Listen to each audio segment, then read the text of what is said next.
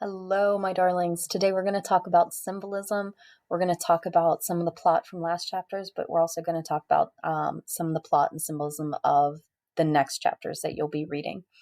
So, first of all, happy halfway through the book. Hooray! You guys are doing a great job. I'm so proud of the reading logs I've seen. You guys are doing wonderfully great analysis.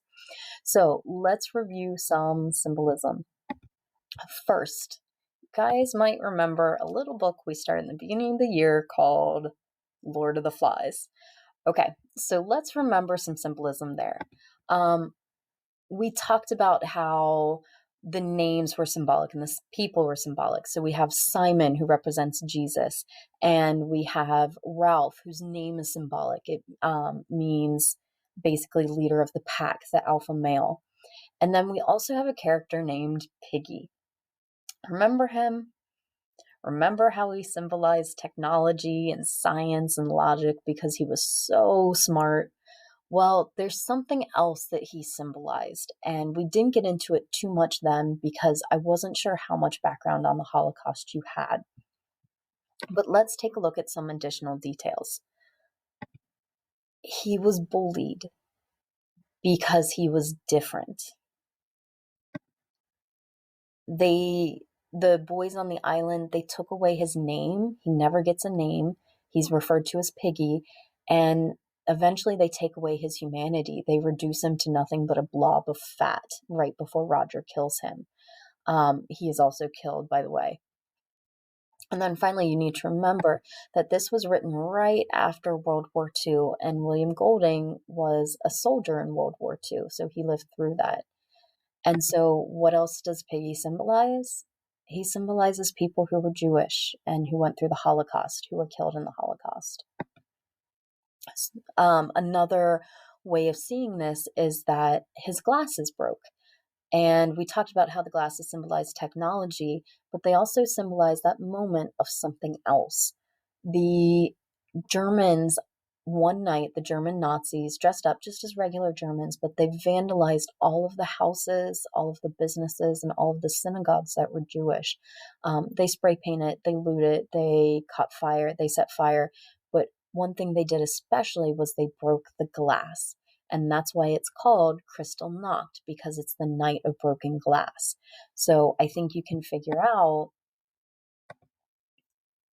glasses, crystal knocked, they're symbolic. They connect. They go together. So that was purposely done. William Golding was trying with Piggy to bear connections to people who were Jewish, showing that people who are bullied are treated differently. Okay, so let's take a look at some of this in previous chapters. We already talked about the accordion. We talked about how it's a symbol of protection. Hans survives World War I with it. Max's father kind of gives it to him, and he carries it with him all throughout the war, and he survives the war. He's one of the few to do so. It ends up saving the family from starvation many times.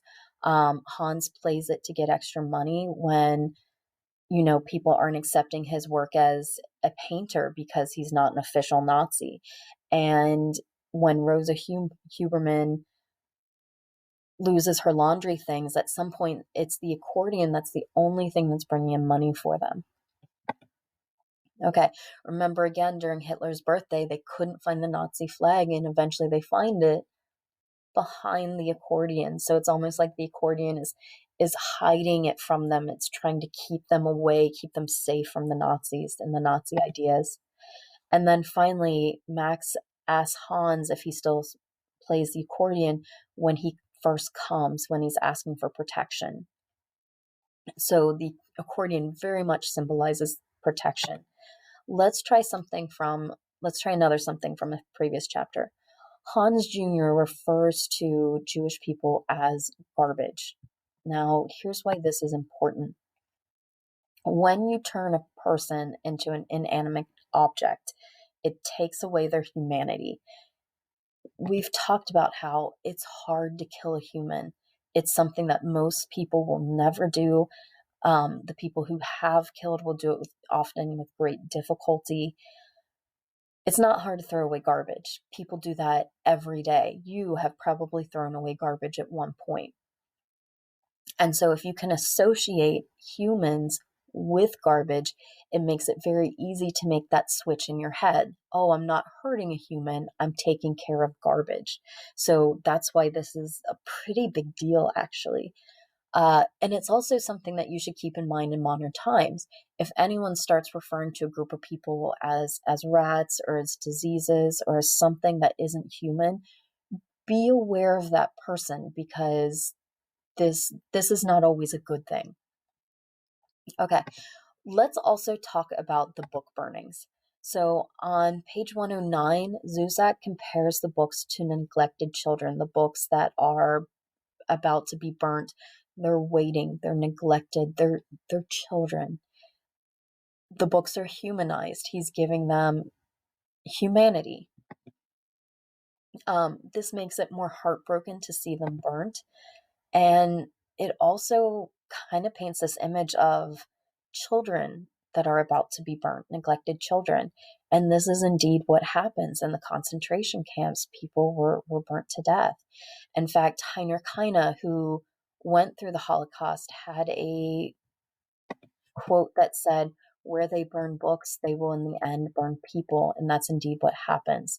So the books become symbols of people, and that's why the book burning is so tragic.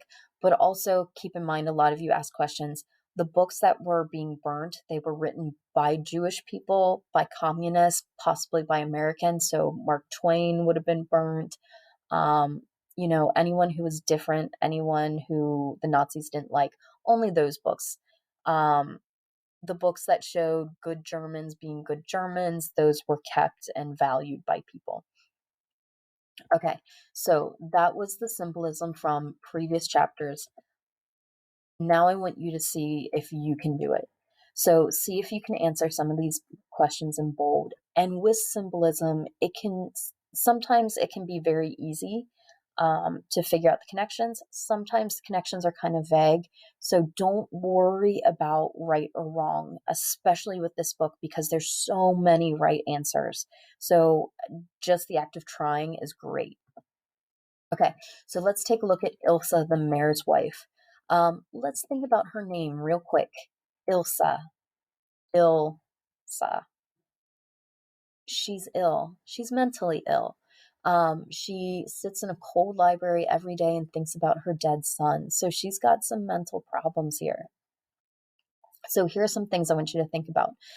Zuzak says her smile is like a bruise. Why a bruise of all things? Why that description? What does that tell us about her? What is that bruise or that smile symbolic of? Liesel, when she starts yelling at the mayor's wife, her words, Zuzak says, cut her face. Now we know words can't cut her face. So why that symbol? Why that description? And then finally, Liesel steals the book when it was freely given to her in the first place. So why? What's the difference? And in the explanation of the difference, you might see the symbolism of stealing. So again, we don't have a lot of right answers, but we do have a lot of answers. Okay, so let's take a look at Max now and start thinking about the symbolism of him. First of all, he's writing a book for Liesel, and I think it's really interesting that he's writing the book by painting over Hitler's book, Mein Kampf, and you can still see parts of it coming through the paper. So I think that's going to be symbolic. I think the name of the book, which means my struggle, is going to be symbolic. I think probably the name of Max's book, The Standover Man, is going to be symbolic. So all of these are things to think about. Here are some things we know about Max. Hitler says that Jews are scum, and Max's thoughts show that he believes it too. We see a lot of inner dialogue, and he calls himself scum, he calls himself nothing and worthless and a terrible person. And so he seems to be internalizing Hitler's thoughts. On the other hand, Liesel says he has hair like feathers. In his book, you'll see he draws himself as a bird, something with feathers. And so it shows he also accepts what Liesel says about him. So, what does this say about Max? It's symbolic of something, but what? Why does he? Why does Zusak choose to compare his hair and himself to a bird? Um, I don't know the answer. I know that birds are symbols of freedom. I know that feathers are something that can help you fly, but they're also very fragile. So maybe there's some connection in that. I'm not quite sure yet. And then look at Max's fist fight with Hitler. Um, what does this have in common with the way things are going politically? So he's pretending to fight Hitler, but look at the rules. Look at the way the rules change. What does that show is going on in the politics and in society of that time? Okay, here's some other things that I think might be symbols, but I'm not completely sure what they mean either. So if you want to address these in your reading log, I would love to hear what you have to say. Okay, so the seven-sided dice. Dice usually come with six sides. So to have seven seems odd, and he does explain it a little bit, but it's not enough for me to completely wrap my mind around it. So if you have any thoughts on that, I'd love to hear it. I think Zusak in these chapters is saying something about leadership. First, there was Arthur Berg, who taught them how to steal and came back and saved Rudy. We also have Victor Chemmel, who is the new leader. How does he treat Liesel? How does he treat Rudy and the others? How does he change the group? I think we can add into leadership Franz Deutscher too. He is the leader of Hitler Youth, and he is the one that is really giving Rudy a hard time. So I think we can see some leadership in those people, and I think we could probably compare it to leaders in Nazi Germany of this time. And then finally, the stolen books. I have some ideas, but I don't have anything that I'm completely embracing yet. So these are the books she's stolen or has gotten so far. The Digger's Handbook. That's the first book she steals at her brother's graveyard, and it shows how to bury someone. So I think there might be some connection with physical burial and burying someone in your heart, maybe. I don't know. There's The Shoulder Shrug. That's about a guy. This is the book she steals from the bonfire. He is a rich Jewish person who is tired of people just shrugging life away. There's Mein Kampf, which translates to My Struggles, and it is written by Hitler, and it's incredibly racist. So I think you can do some stuff with that. And then there's the book that Max writes over it, which is The Standover Man. And it's about the people who have stood over him. And some of them have been good people and some of them have not been.